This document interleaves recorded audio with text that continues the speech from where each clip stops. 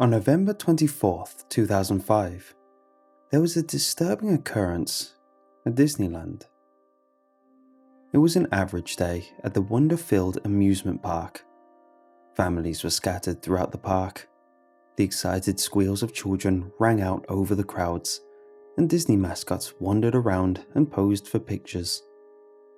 Suddenly, the magic of Disneyland was shattered as a frantic call ran over the crowd. "James, where are you? James? James!" A mother was running around Main Street, calling out her son's name. Other mothers pulled their children closer to them as the woman ran around, her voice quickly growing from panic to horrible desperation. Tears began to roll down her face. Park security showed up and looked around. An announcement was made over the intercom to look for James with a description of what he was wearing. The boy wasn't found, and nobody volunteered any information. It was only a few hours later that something else happened. "Ronnie? Ronnie? Where's Ronnie?" The same horrible scenario all over again. A mother ran around shouting for her son and asking people if they had seen him. She ran around with the boy's father chasing after her, begging her to calm down and trying to reassure her by telling her that they would find him. Another announcement was made about Ronnie. Nobody came forward with any information. After 2 kids had gone missing on the same day, something had to be done. Security in the park was tightened, placing security guards near almost every attraction in the park. Footage from surveillance cameras was reviewed, but nothing more than people buying sunglasses or Mickey Mouse walking with a few kids was seen. There was one security guard who reported that one kid had told him that he had seen Ronnie. The guard said he was standing outside of one of the rides when a little boy walked up to him. The boy looked to be no more than 6 or 7 years old. "I know what happened to that boy," he told the guard. "You do?" The security guard didn't know what to think. The boy probably hadn't seen anything important, but it would probably be worth a listen.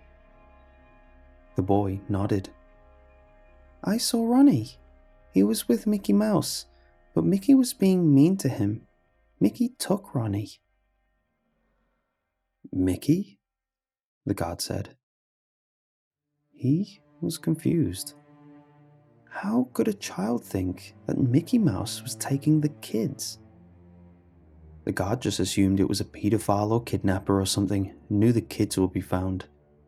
Where did Mickey Mouse come into this? "Yes, Mickey Mouse ate Ronnie. He ate that other boy too." The guard was speechless. He was still trying to think of what to say when the boy's parents hurried over and pulled their child away, scolding him to be careful around the park and thanking the security guard for finding their son.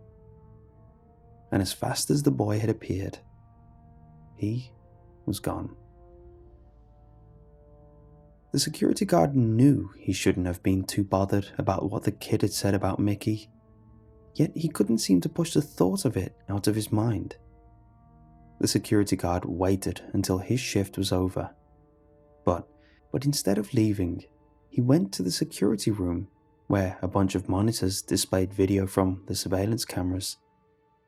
He asked the people working there to review footage and look for Mickey Mouse around the time James had gone missing. The tapes were rewound, and scenes from earlier that day were played on the monitors. The guard's eyes darted from one screen to the next until he finally noticed something. He told the men to pause the video. Everybody in the room focused on the monitor, even though there wasn't much to see. Mickey Mouse and the small child were walking toward the maintenance room door, in what seemed to be Tomorrowland, near the Space Mountain. The child seemed confused, maybe a little scared. The guard decided to check it out before he went home. He couldn't forget that one boy's solemn expression or what he had said about Mickey Mouse. Just in case something happened, he took his radio and keys. The guard walked over to Tomorrowland and found himself by the Space Mountain. There was a rusty maintenance room door off to the side of the attraction, nearly hidden behind a few trash cans. He pushed the trash cans to the side and tried to open the door, only to find it was locked. The guard pulled out his keys and tried to find one to open it. Finally, he managed to get the door open with a maintenance key. Inside, it turned out the maintenance room led to an old maintenance tunnel. The lights were off. The guard tried the light switch near the door, but the room remained in darkness. The vague echo of a rat scampering across the room was heard, but the guard couldn't see it. He hadn't thought to bring his flashlight. Suddenly, the guard gasped. His hand flew up to his nose. God, what was that horrible smell? It smelled like poisoned mushrooms or rotting meat infested with maggots. He tried not to breathe, but the smell was already in his nose. The guard tried not to let it sink onto his tongue as he stepped further into the room. The only source of light was the door, which he had left wide open. He hoped the smell didn't get out so the guests could smell it. The guard assumed the maintenance tunnel went under Space Mountain, but in front of him was a dark, inky blackness. He squinted and had to hope for his eyes to adjust to the dark. For now, he could make out vague silhouettes and shapes. He began to walk into the tunnel, visibility decreasing with every footstep. His footsteps echoed off the walls, seeming to pound on the concrete floor. The guard suddenly stopped walking, a few feet away from a brick wall. He assumed he had just come to a turn. He looked left and saw nothing. He looked right and saw a small, flickering light.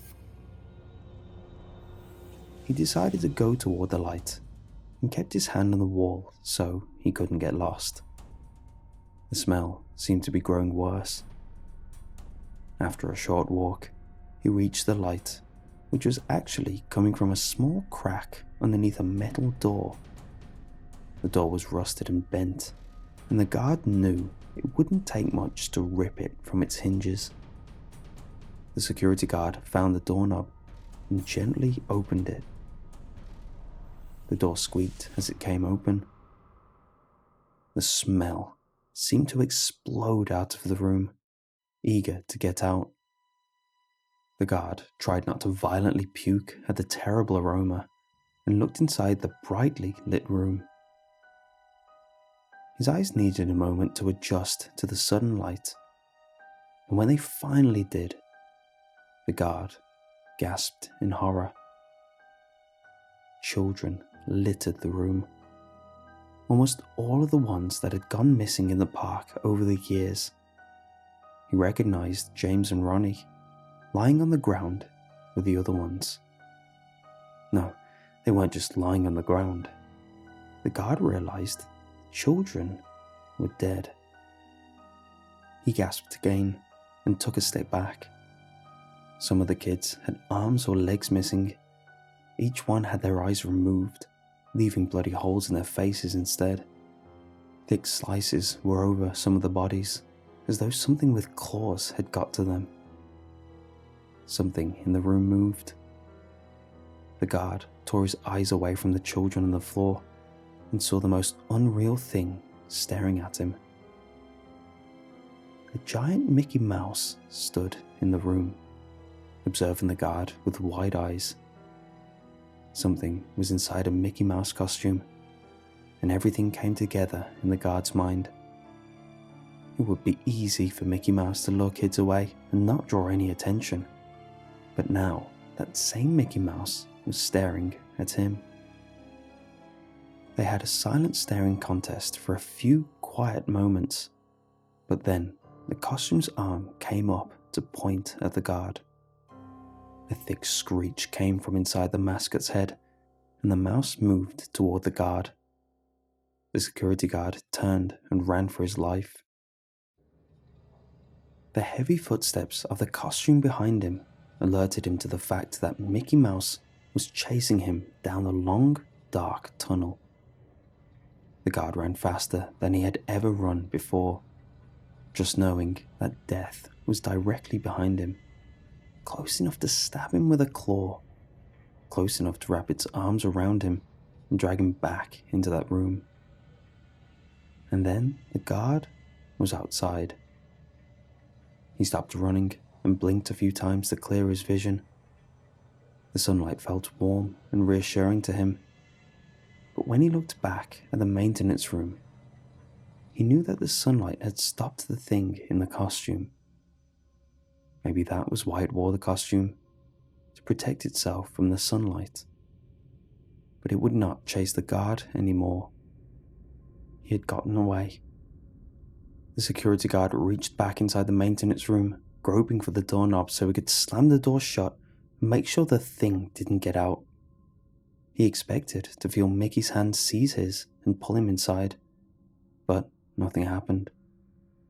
The guard slammed the door shut and sighed deeply. He was safe. The guard ran halfway across the park back to the security room. He told the other security guards that he had found something in the maintenance room and told them to follow him and take their guns, which were only to be used in a dire emergency. When asked to explain, he said he had found the kids before he turned and began hurrying back to the maintenance tunnel. A large group of guards entered the tunnel and found the kids, all scattered on the cold concrete floor. A blood-covered Mickey Mouse costume also lay on the ground in the room, right next to all the kids, as though saying he'd always be there. The security guard was the only one to look back into the dark of the tunnel while the others were still looking at the kids. He was the only one to see a small pair of dark eyes in the tunnel blink once before vanishing into the darkness. Whatever it wasn't human. The guard turned back into the room and saw blood smeared all over the wall. The other guards were silent, all eyes fixated on the blood. It had been used to spell out a simple 3-word message on the wall. Still among you. The maintenance tunnel was destroyed, the door buried behind a concrete wall. Space Mountain was closed for a few days while it was searched, and the security guard quit. To this day, children still squeal in excitement and hurry over whenever they see Mickey Mouse. Photo albums are being filled with pictures of the iconic mouse, and nobody ever knows for sure who's under that costume or what's under it.